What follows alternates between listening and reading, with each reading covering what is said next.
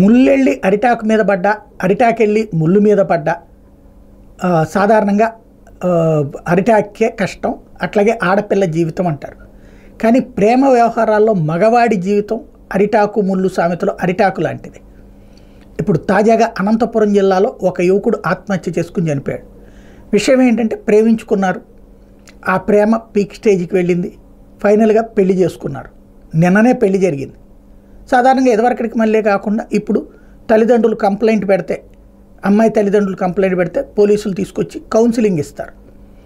ఆ కౌన్సిలింగ్ ఇచ్చినటువంటి సందర్భంలో వాళ్ళు నిజమైనటువంటి ప్రేమికులైతే అబ్బాయి అమ్మాయి కూడా అవును మేము ప్రేమించుకున్నాం, మా జీవితం మేము బ్రతుకుతాం, లేదా ఇద్దరు తల్లిదండ్రులు ఆశీర్వదించండి అని రిక్వెస్ట్ చేయడంలో తప్పులేదు.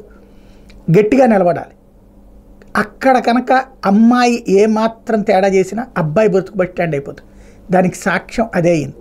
వాసు అనేటువంటి కుర్రోడు ప్రేమించి పెళ్లి చేసుకున్నాడు.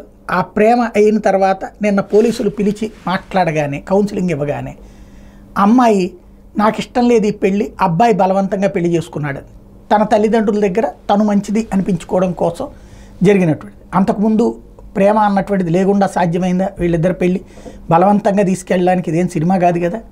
జరిగింది. తీరా చూస్తే ఆ వెంటనే ఆ కుర్రోడికి ఇప్పుడు ఆత్మహత్య చేసేసుకున్నాడు. ప్రేమ పెళ్ళిళ్ళు అన్నీ తప్పు కాదు, ప్రేమ పెళ్ళిళ్ళు అన్నీ రైటు కాదు. ప్రేమ అనేటువంటిది ప్రేమించడం తప్పు కాదు. ప్రేమ అనేటువంటి వ్యవహారంలో ఫస్ట్ ఇద్దరు కూడా అబ్బాయి అమ్మాయి ఒకళ్ళనొకళ్ళు అర్థం చేసుకోవాలి.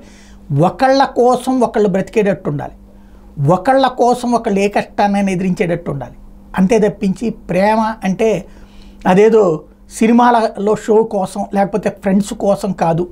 అలా అయితే ఇప్పుడు ప్రాణాలు ఎలా కోల్పోతారనడానికి సాక్ష్యం ఇది.